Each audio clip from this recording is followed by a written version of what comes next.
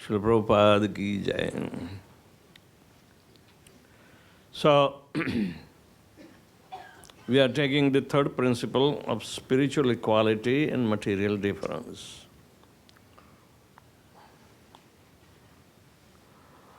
The Gaudiya Vaishnava theology offers a clear conceptual model to address the issue of unity in diversity. Prabhupada will define like this in a letter to Kirtananda in 1973. Material nature means dissension and disagreements, especially in this Kali Yuga. But for this Krishna conscious movement, its success will depend on agreement, even though there are varieties of engagements. If we keep Krishna in center, then there will be agreement in varieties. This is called unity in diversity. We have preference on different kinds of engagement, but engagements of different kind do not come in a way of developing Krishna consciousness. And therefore, underlying principle should be agreement rather than dissension. But we put our interest prioritizing and try to make our occupation or our way of understanding, our way of estimating anything in our little tiny, also not fertile brain, a different perception. So we differ. Of course, it is said, tunde tunde matirvinna. In every cranium, there is a different ideology. So no two heads are going to be alike. There will be differences in approach, in solution, in anything. There will be a difference. But that is the uniqueness of individuality. We are different living entities. We have nothing common except only one. That in each of our hearts, the common denominator of Paramatma is non-different. He is all-pervading.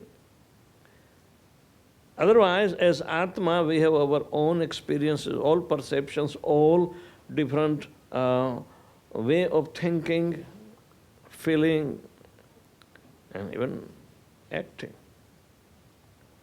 No two individuals are physically alike. Even in women and women, or men and women, and men and men. And now more problems are coming with transgenders. Nothing is alike. So, because Paramatma is the common denominator in each and every living entity's heart, it is possible on that level to unite everybody. Or, in other words, even though we have different ideologies of different thoughts or whatever it is, yet if we keep Krishna in center and apply all the thoughts in his service, there will be unity. This is the principle. We have variegated engagements, whether it is according to our aptitude or given to us even though we do not fit in there, because we have our ideology different than even our superior who is trying to give that engagement. Nonetheless, if we use everything in service of Krishna, that ideology, that service opportunity, that, whatever we know, then use that know-how. Even if we do not know, make a do-it-yourself kind of literature and you will do it. There is nothing impossible. That venue is open. So diversification can be only united in service of Krishna. Unity is dependent upon whether our common denominator, Lord Krishna, is satisfied or not. Pandavas worked for Lord Krishna's desire. They cooperated, each and everyone. The devotees know how to cooperate. Non-devotees do not cooperate. Non-devotees do not cooperate. But the devotees know how to cooperate. So, this is the simple formula that Srila Prabhupada gave. He is writing further, remember the story in Aesop's fables of the father of many children with the bundle of sticks? When the father asked his children to break the bundle of sticks, none of them could do it. But one by one, the sticks were easily broken. If we are bunched up, we can never be broken. But when divided, then we can become broken very easily.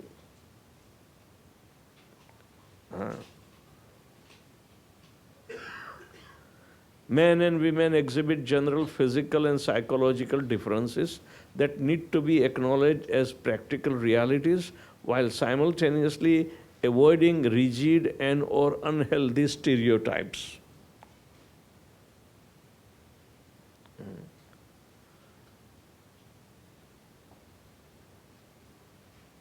Previously, by the subjugation of male dominance, women thinking, oh, we will be sitting at home, doing nothing, all right? And we feel inferior this way, that way. But no. That look should be given an alternative to look into the fact of harmonizing. Instead of playing distorted roles that are not conducive to our constitutional position, rather they have been generated by our conditioning. So the answer will lie upon our self-correction, right? So we can, without compromising this principle, will be remaining united. In a morning walk conversation, Srila Prabhupada tells, by nature, woman's body is different from man's. The occupations are different. Just like the leg is walking and the head is directing. So, although the occupation is different, both of them are important. We require head and leg also. If simply head is there, if there is no leg, then who will walk? This is the understanding, not equal. Everyone must have his separate duties to serve the whole. That is the arrangement. This is real understanding.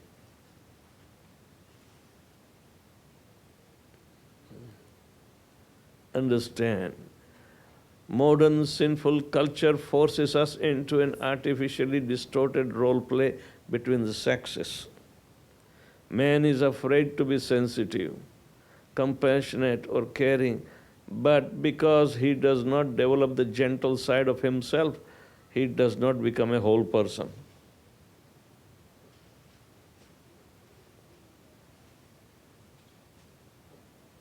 The female learns to give up her identity, suppresses her initiative, and becomes passive. She is not a whole person either.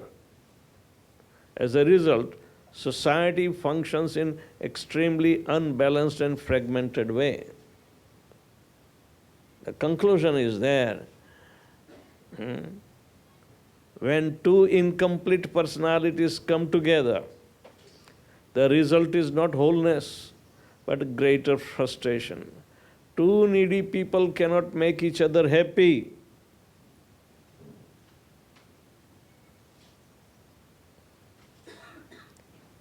Does it make? This is a very important understanding for the fractionation of the merit system.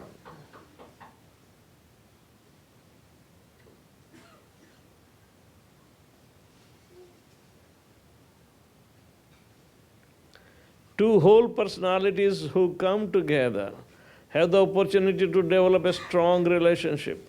They are not excessively dominant or dependent, nor do they manipulate each other to shore up their own insecurities.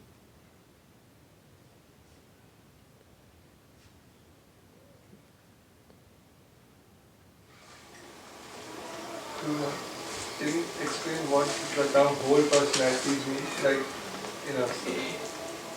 elaborate that term, whole personality. The whole personalities means one who has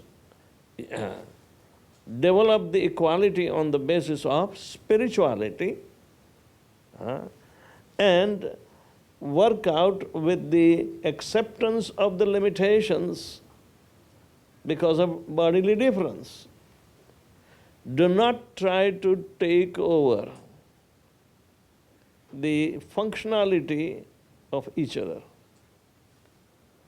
Like there is a case going on in Brisbane. The father is artificially taking disadvantage of some minor situation of mother who is career-oriented and trying to discipline her children, boomerang against her, that the kids have fancy to lie and created a sin that was becoming a psychological case against the mother. The school authorities decided that the children are abused by the mother, and therefore the psychological report came that children are not safe in the household.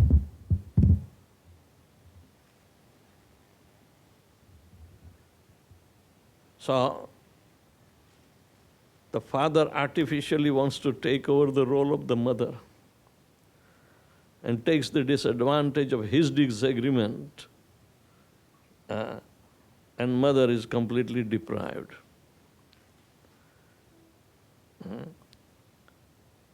She hasn't done much, but this is the artificial, distorted role play is going on under the pretense.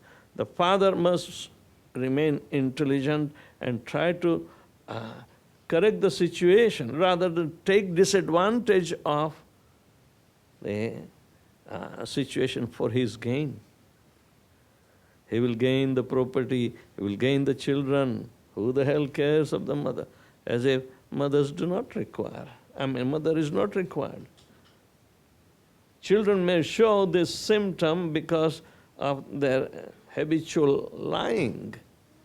Children have fancy to make up stories, even though it is not true. And they relate to their teachers in the school more than their parents. Parents can't take it for granted. Rather, they have a right to inquire into it. Say at the age of, say, 6 or 7, because in the school they are habituated to learn the Cinderella make-believing stories, so they start make-believing within their purview what is coming.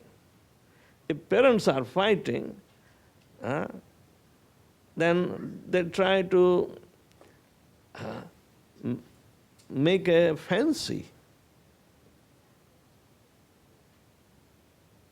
Because their imagination is going on, even though they may not be able to communicate in the terms of adults.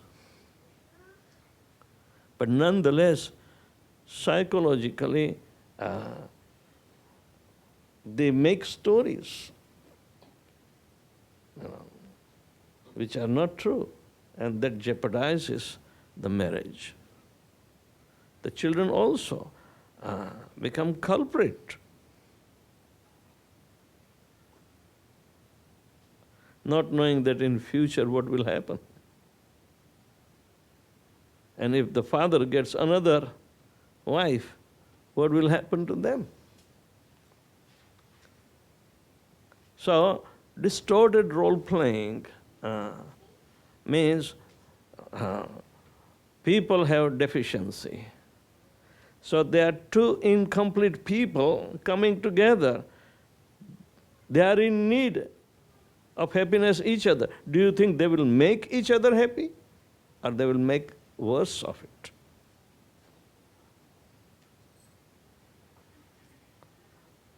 Artificial or distorted role-playing.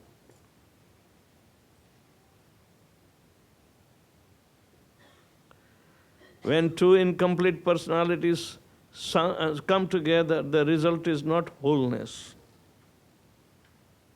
People are deficient, they do not know the art of living. The result is not wholeness but greater frustration. Two needy people cannot make each other happy, because none is willing to sacrifice for other.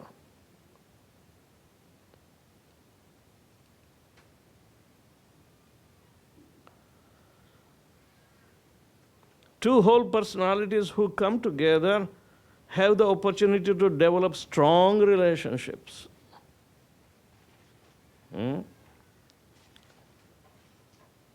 Two whole personalities who come together have the opportunity to develop strong relationship. They are not excessively dominant or dependent, nor do they manipulate each other to shore up their own insecurities. Maharaj, normally, like people are incomplete, like no one is like whole personality in a sense. So how do we understand this? Normally we think like two incomplete personalities come together and complement each other. Right, because of lack of Vedic education. They have been incomplete. You cannot become complete by physical growth or simply developing mental desires, so-called maturity. Physical maturity has nothing to do with the value system of life. That culture has to be imparted either by tradition from the families, but most of the incompleteness come under the peer pressure. Peer pressure becomes responsible to make us more incomplete,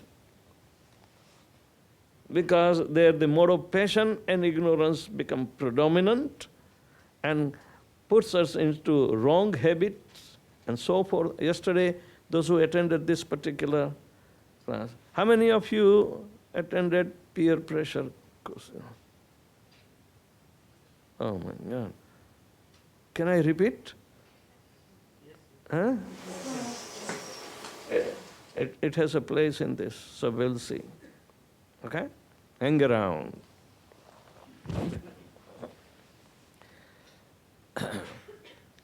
So, we have to be sensitive that what does the wholeness mean? Wholeness should include both spiritual and material. Material means social, interactive, or at a workplace. But that does not contribute towards a healthy married life for the purpose that we have seen as the instructions of Narada Muni.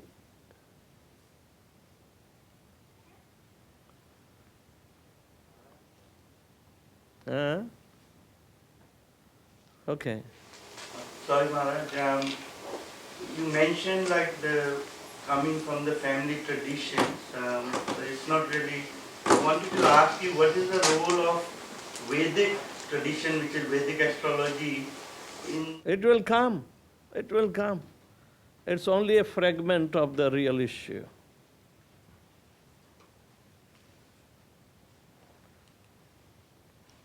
Okay.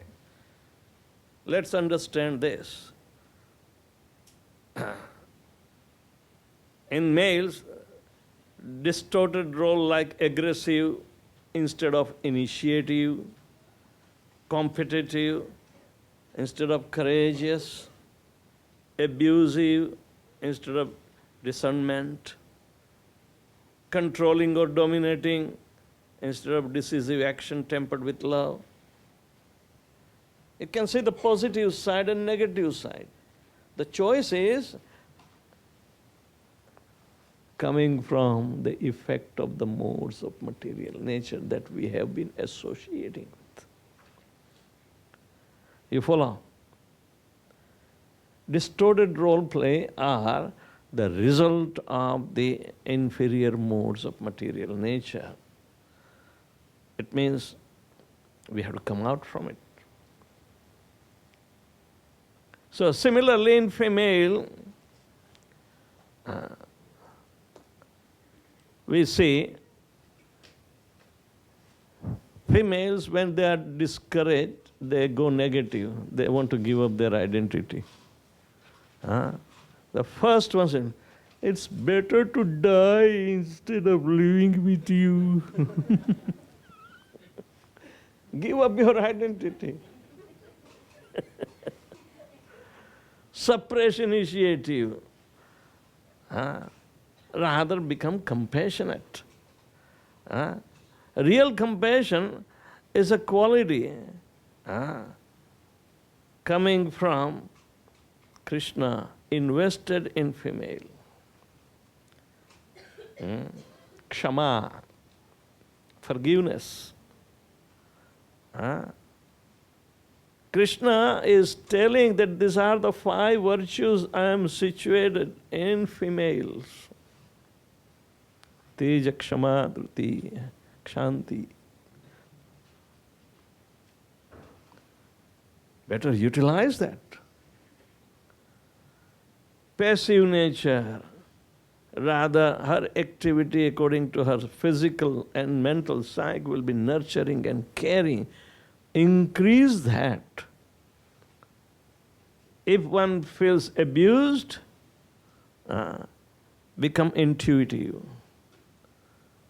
So you will gain respect. Treated as chattel, she is not an ordinary object to be used and thrown away, disposal. No. If she inspires, then her value system will increase.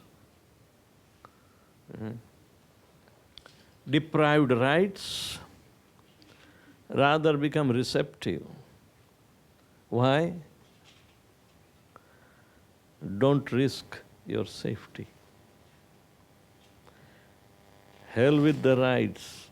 I want to secure my safety, security.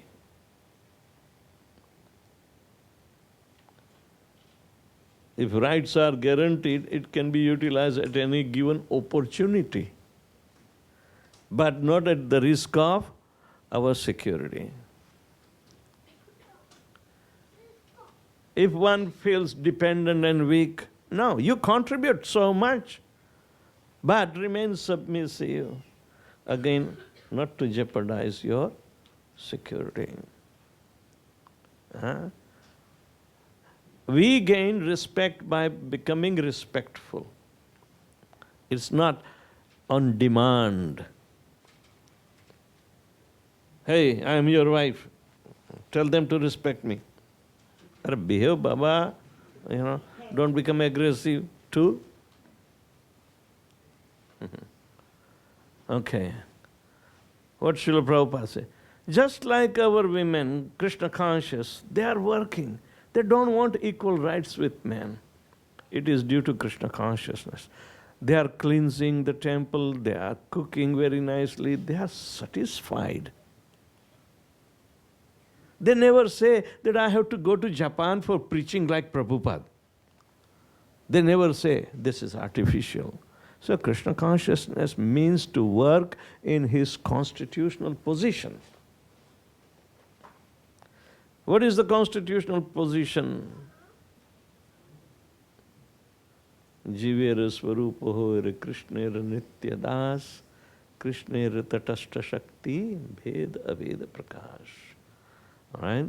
We are constitutionally subservient to Lord Krishna. So, don't become so much bodily attached.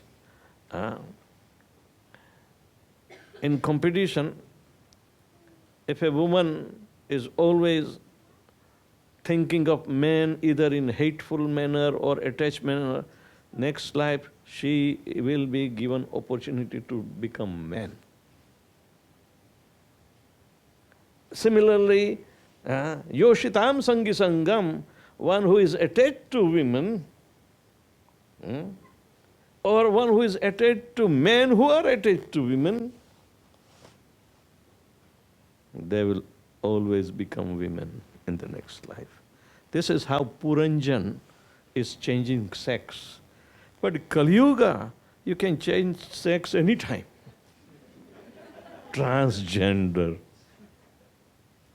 Artificial.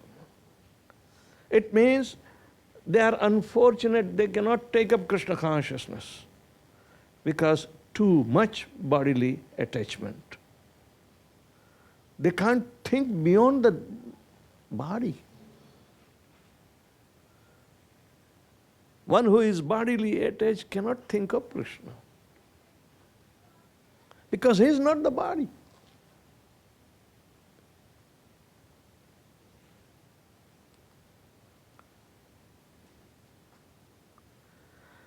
This limited physical world is largely one of frustration, depression, anxiety and gloom, in which we live from day to day, longing for the pleasure and ecstasy we know are available somewhere. If it is not in Melbourne, okay, people go to Brisbane. We ask frantically, where is that love? Lonely and depressed, we know something is wrong with us because we just cannot seem to find what we are seeking. So what's wrong?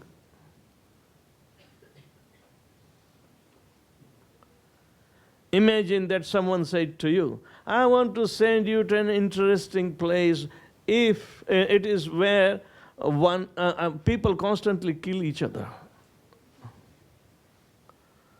The race fight with one another. The tribe struggles against each other. And men and women compete against one another. It will be a chaotic place, isn't it? It's not normal. It's becoming abnormal place. Suffering is an inherent aspect of being born into this material world. So, who suffers more? Tell me. Men or women? Both. But why both? Because they are attached. That's correct. Because of the bodily attachment. So in that consider, who is more bodily attached? Wow, big laugh coming. No. Yes, we are given proper protection because of the bodily attachment. Fine. But next lifetime, it is your turn, Prabhu's, then we will laugh at you. All right. So the idea is that it is not more or less. Pain is pain. Do you think man has more tolerance towards the pain? No.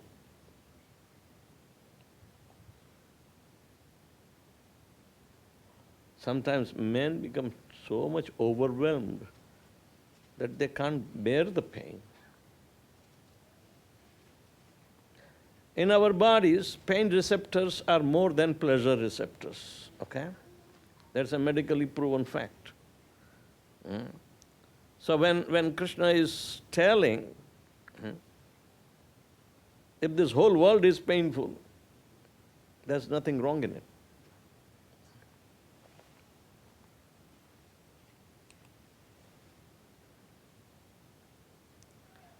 We are accountable. The choice of God or mammon is always up to us.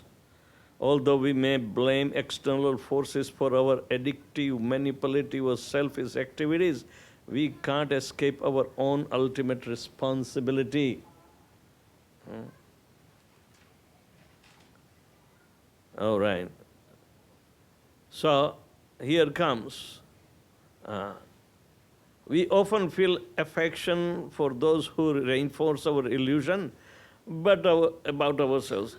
By the same token, we generally have no time for people who refuse to support our faulty self-concepts. We like to hear something good about ourselves, even though we do not deserve.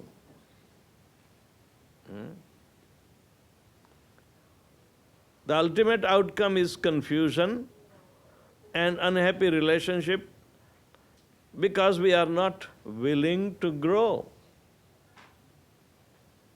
We are not willing to grow.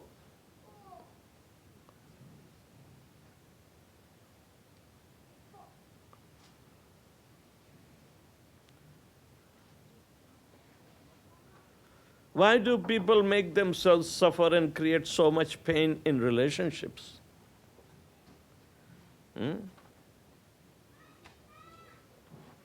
They are responsible to create miseries for themselves.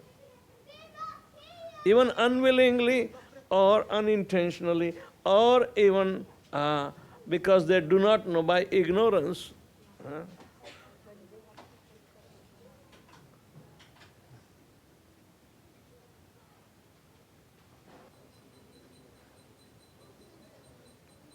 All right.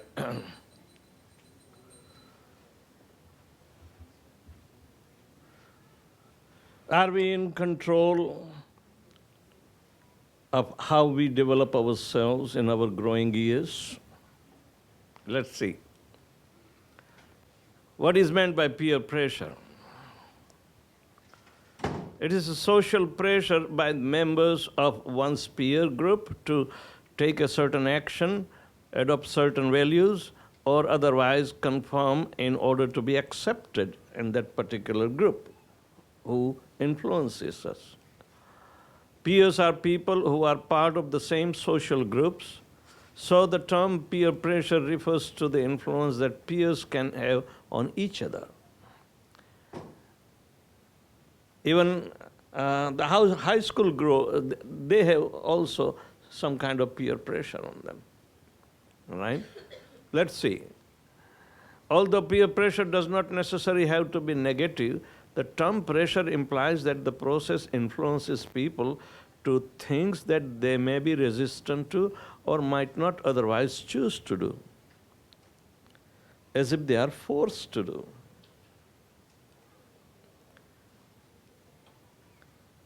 So usually the term peer pressure refers to socially undesirable behaviors such as experiment with sex, alcohol, drug use, like that.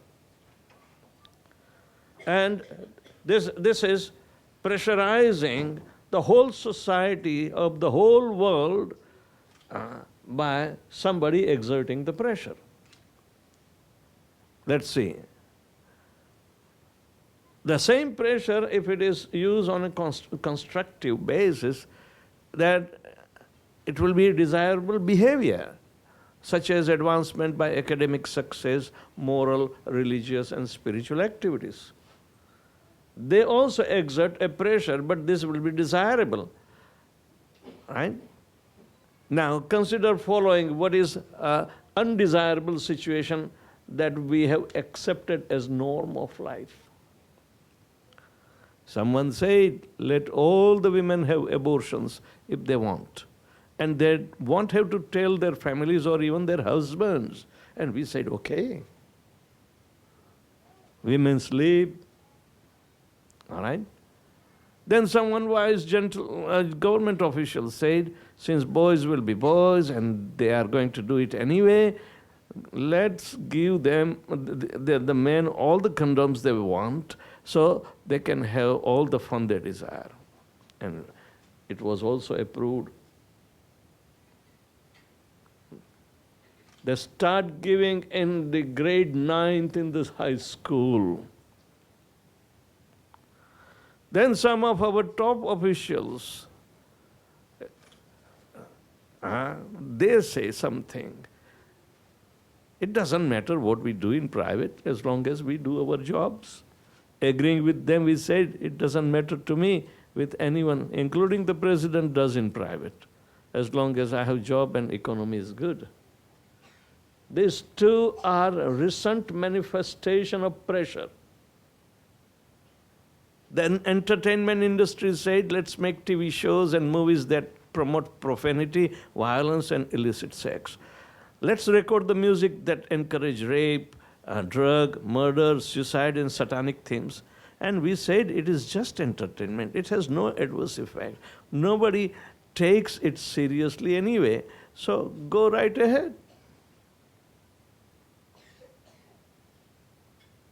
And they created a hell when that sadhu wanted to become modern, Ram Rahim, what is his name?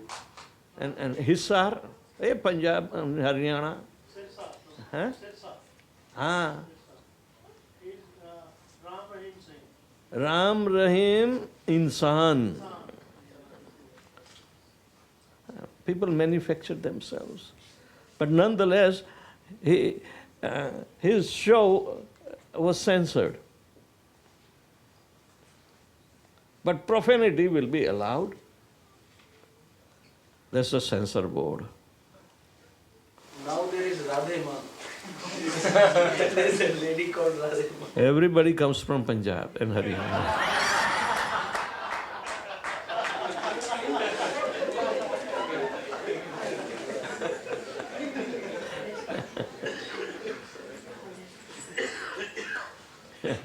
Now we are asking ourselves, why our society has no conscience? Why people don't know right from wrong? And why it doesn't bother them to kill strangers, their families, and even themselves? So, this is the scheme of Mother Nature, and Krishna is the controller. So, better understand this.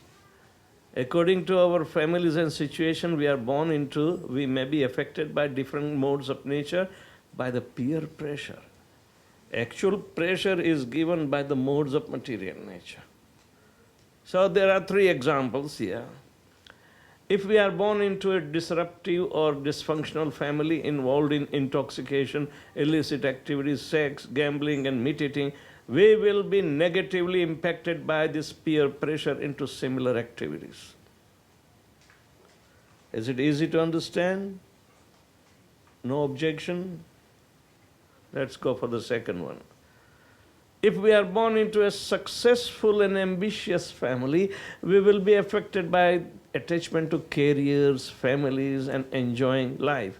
We will be characterized by never finding true satisfaction despite material so-called success.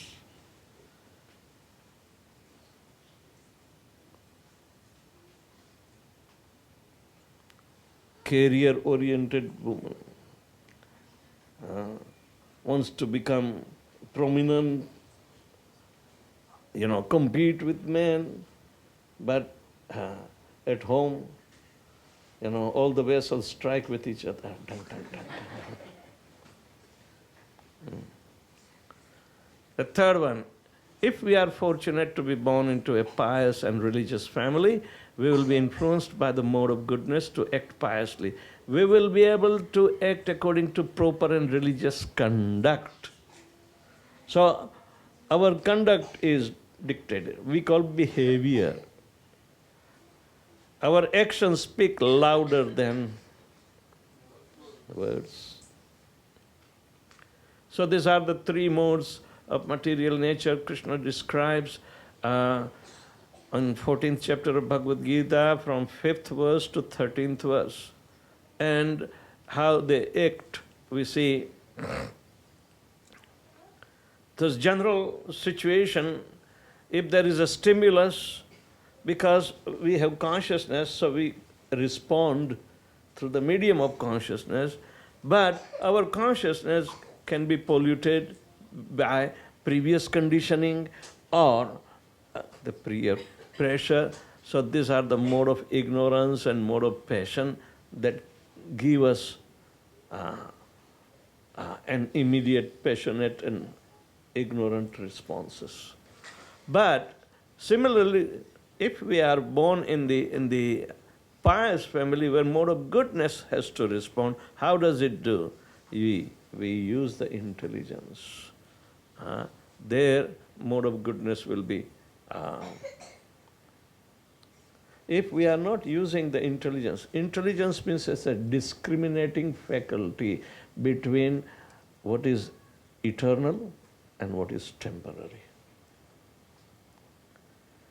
This is the spiritual definition. Krishna tells in Bhagavad Gita, na sato vidyate bhavo, na bhavo vidyate asat, ubayor api drashtvanta tat darshibihi. The seekers of truth have realized that for one that is eternal, there is no cessation. And one that is temporary, there is no endurance.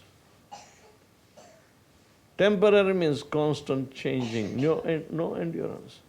But the reality will be based on how do we use our intelligence. It doesn't involve the mind.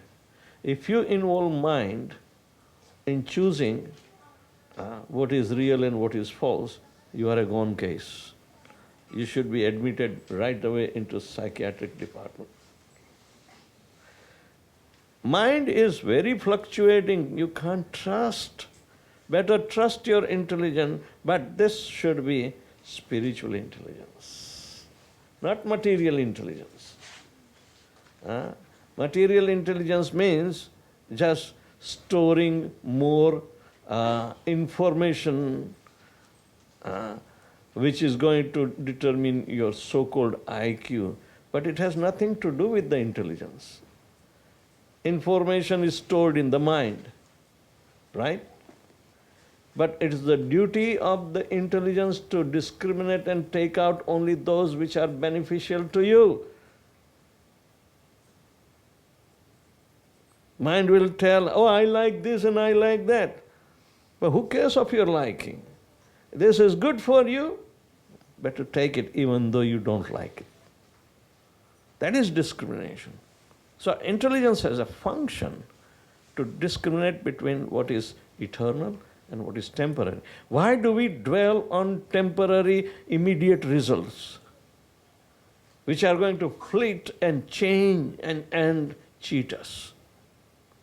So it depends upon what kind of predominant mode of material nature we are associating with that creates.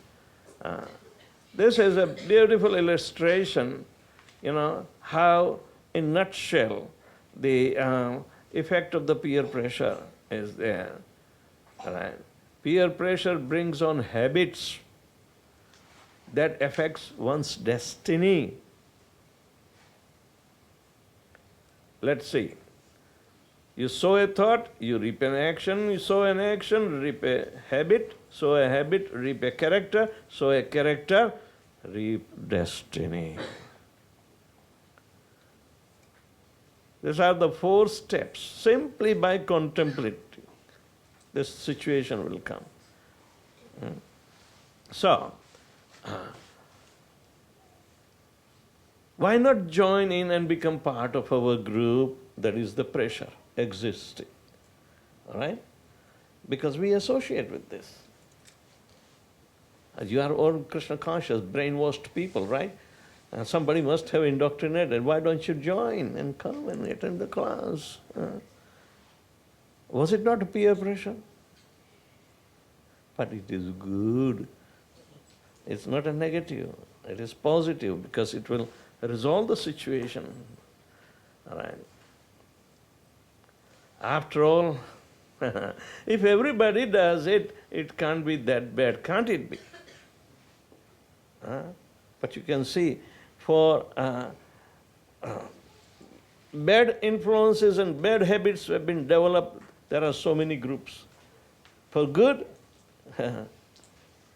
we are only a few in the whole Melbourne city. Right? But it will be a big deal.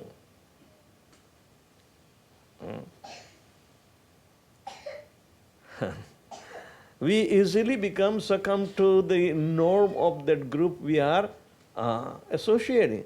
For those who are, in mode of ignorance, they cultivate bad habits.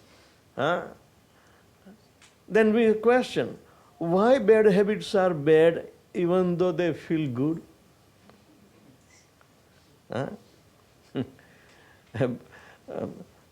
In America, they manufactured the cigarette called Cool.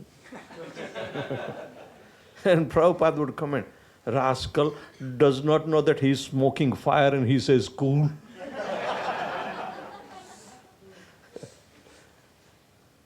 It's in the tape. He smokes fire and he thinks he's cool. So, feeling good means what? Cheating sense perception. It does not realize. So these are the 4 bad habits that we are supposed to refrain from and see the consequences about, say, illicit sex. One loses purity, wisdom, peace of mind, self-confidence, cleanliness, concentration, determination, power of inquiry, power to grasp, discriminating power, and many other subtle qualities that require to face the problem of material existence. They are the positive weapons. They are the positive ammunition. Sure shot. Okay, nomity. When animals are slaughtered, their minds are filled with negative emotions of fear and violence leading to adrenaline secretion. When we eat their meat, our mind becomes filled with similar negative emotions. Enjoy. No intoxication. Drugs initially give a feeling of elation, but soon make one glide down to depression. By consuming intoxicants, your mind is not of your own anymore. It gives immediate flickering gratification without caring for the most dangerous consequences, sometimes even death. Gambling leads to daydreaming, stripping us of the mental energy to utilize present opportunities. Becoming greedy to accumulate money, one may beg, borrow, steal, or even go to the extent of murder. So, these are the harmful agents to your body, mind, and well-being. Non-veg means meat, fish, seafood, eggs. Intoxication means alcohol, drugs, tobacco, pan masala, tea, coffee. Gambling means horse race, stock market speculation, casino, lotteries, quick buck business. Illicit sex means extramarital sex, obscene films, vulgar talks. So, we need to understand our mind. If mind is not controlled, will it be able to make us happy? No. Will it be positive? No. Will it be a friend? No. Will it make us active? No. Will it give peace? No. So, Krishna is explaining earth, water, fire, air, ether, mind, intelligence, and fallen ego, all this together, 8 comprises or constitutes my separated material energies. But besides this, O mighty armed Arjuna, there is another superior energy of mind which comprise the living entities who are exploiting the resources of material nature, this inferior nature. So, Jiva is superior nature, and he is indulging in inferior nature. It's an incompatible situation.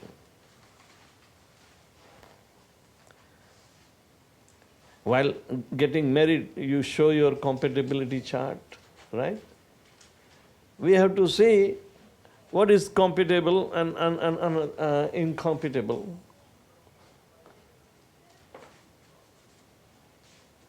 The compatibility depends upon what are our positive traits.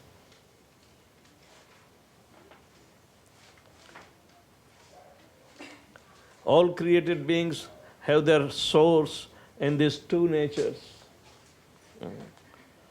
Of all that is material and all that is spiritual in this world, know for certain that I am both the origin as well the dissolution. Are we our mind? Stop mental speculation, Jad Bharat.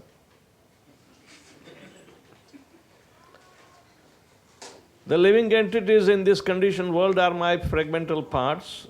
Due to conditioned life, they are struggling very hard with the 6 senses, which include the mind.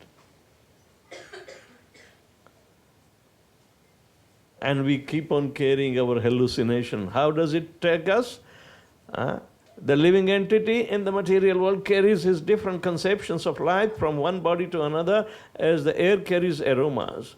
Thus he takes one kind of body and again quits it to take another. The living entity, thus taking another gross body, obtains a certain type of ear, eyes, tongue, nose, and sense of touch, which are grouped about the mind. He thus enjoys a particular set of sense object. How a different species of life is formed is according to the sense perception. How he has abused that sense in the previous life becomes the subject of change of that sense perception in a particular animal. So we create our own species by cultivation or coming in association with those modes, and they have been abused through our senses. The foolish cannot understand how a living entity can quit his body, nor can they understand what sort of body he enjoys under the spell of the modes of material nature. But one whose eyes are trained in knowledge can see all this.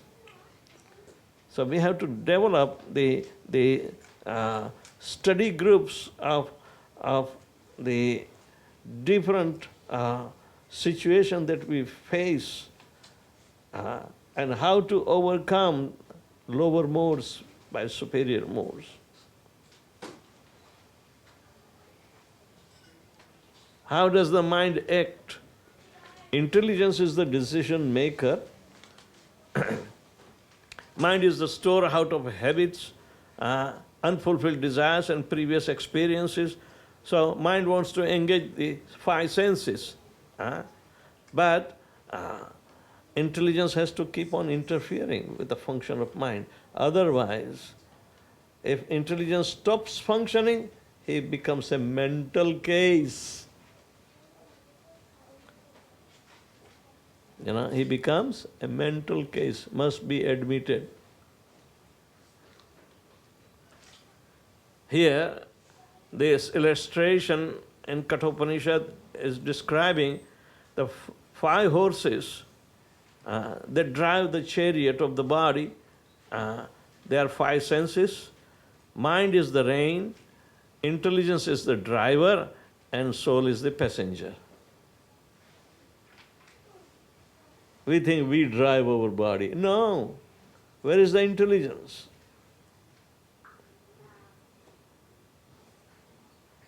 The steering is given in the hands of intelligence. Just like Krishna has nothing to do with the matter. The spirit soul who is pure, part and parcel of the Lord, doesn't have anything to do with the matter. But that old age, our enviousness to load it over separately from Krishna, we are employing in this material world. The same mistake, we continue birth after birth. So therefore, spiritual life is needed to be exposed and explained and practiced.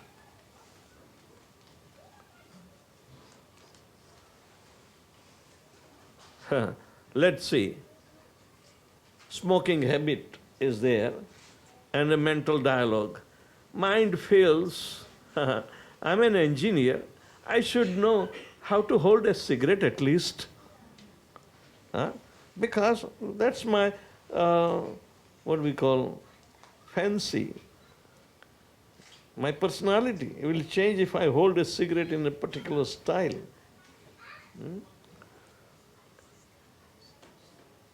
But that's a bad habit, intelligence is thinking. Not good for you. Your parents won't like it to see you doing this. You may become addicted to it. Don't get into the wrong track. I think it's fun. Everyone is doing it anyway. I should experience what's life at least once. The mind keeps on arguing. But you fool, why do you hurt yourself by this bad habit that wastes your money, ruins your good health, and may cause you cancer in future? Stop it. Don't even dream about it.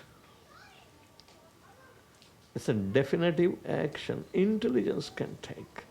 Mind, don't rely upon it. It's your enemy number one because you have not conquered it. You have been defeated by your mind. If mind is stronger, mind will win and you succumb to bad habit. And if intelligence is stronger, you can resist the temptation. The choice is ours. Thank you. We need to develop spiritual intelligence. And that we will develop after lunch.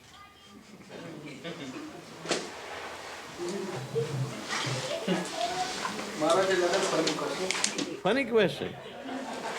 They said when men are attached to women, they in the next life they become women, and likewise also women become men. But in India they are middlemen. What are they then? They are called transgender. You are just like a tube light sparkling now. We already talked about it. They are called transgender. Eunuch. They have a voluntary choice to become. No imposition. But nonetheless, they have stronger bodily attachment than the heterosexuals. So, spiritual life should be more concentrated by them. They will not be able to concentrate. Stronger the bodily attachment, less is the perception of spirituality. Prabhupada said, don't waste your time after them. They are unfortunate people. In Chicago, Prabhupada, his Sankirtan was appreciated by city officials. One superintendent of the jail came to Srila Prabhupada. He said, Swamiji, Swamiji, you are doing wonderful job. Can you help us to make this insane society of the criminals better? He says, yes, give us space and we can go and do the Sankirtan, distribute book, and they will change their heart. But what about those who are deaf and dumb, blind? Prabhupada said, they are unfortunate. Christians are doing so much service, but none of them is coming out from bodily conception of life, because Christianity does not believe in that.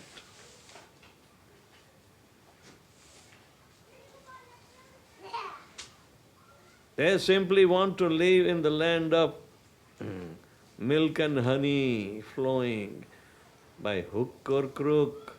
Otherwise, wherever they go, they want to make such a nation where milk and honey is flowing. They made America. Milk and honey. And they are struggling now.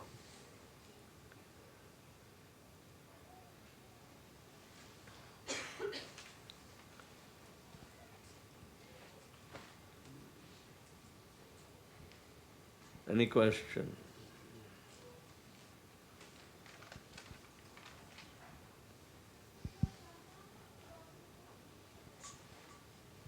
Yeah. On one of the slides, Maharaj, it was written about illicit sex that it leads to less self-confidence. But what we see in present world is actually the contrary of that. So, which one is it? It was The slide says downturn of illicit sex, you lose purity, self-confidence. Yes, yes. so yeah, it decreases our self-confidence. Self-confidence, Yes, yes, Maharaj. definitely. The self has to rely not on the sense gratification. Sense gratification will make you more sentimental, because it is not going to be fulfilling your desires. It will aggravate your desires more and more.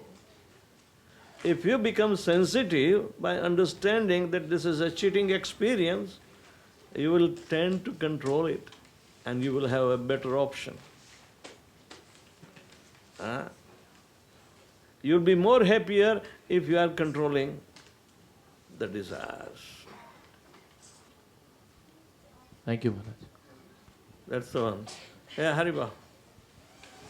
Maharaj, from the practical application, trying to understand treating all living entities like one's own children, one of the slides. So, I always like Rashmi, even when we get a spider at home, she tries to bring a paper and tries to remove it in that kind of way, take it outside kind of thing. And me sometimes I just go with the spray kind of thing. Watch out. Implications. Prabhupada said that if you keep your house clean,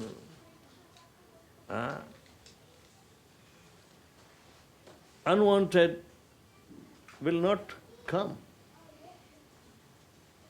But if you invite them, then treat them as your guest. Don't kill them. It's your duty to feed them.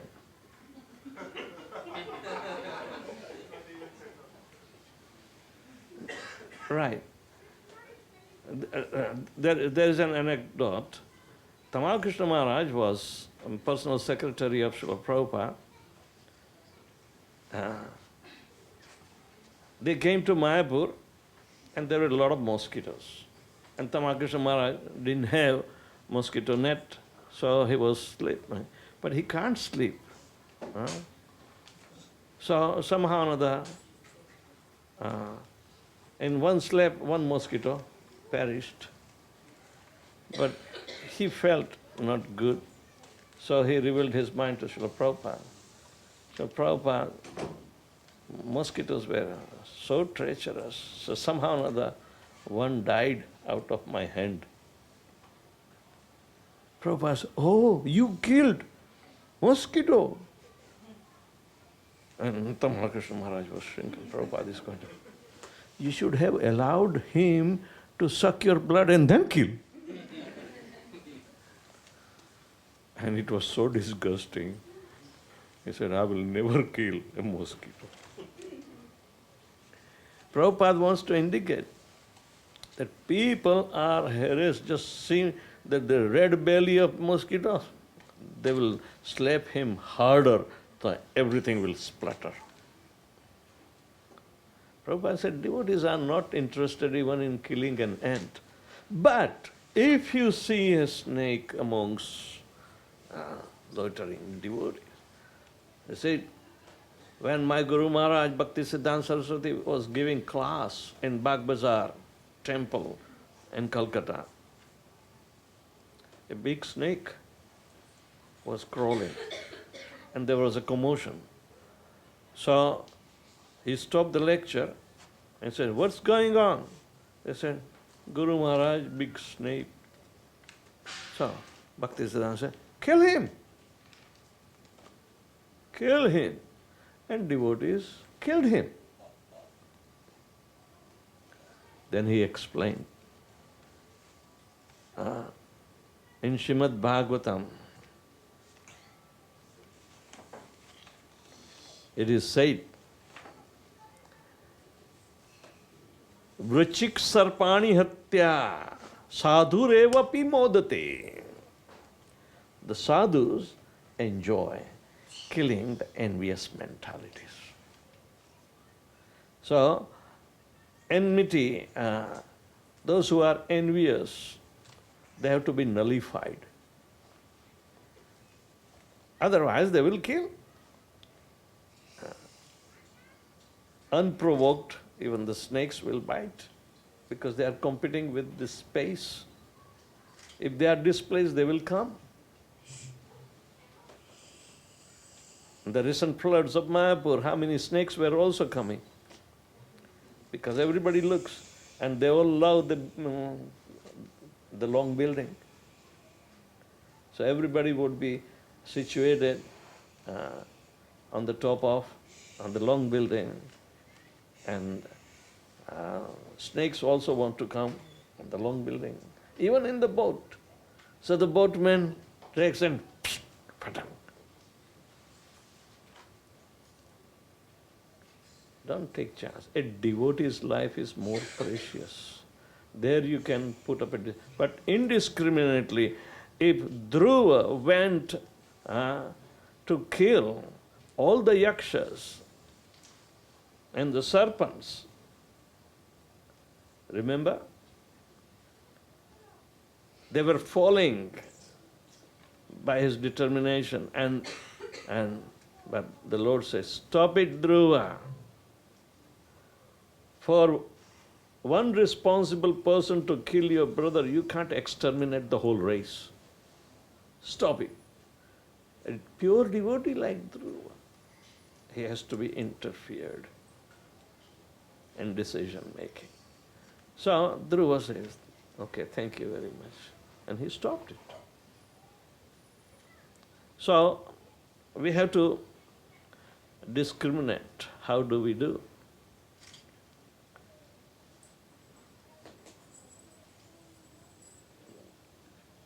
Make sure that they do not come.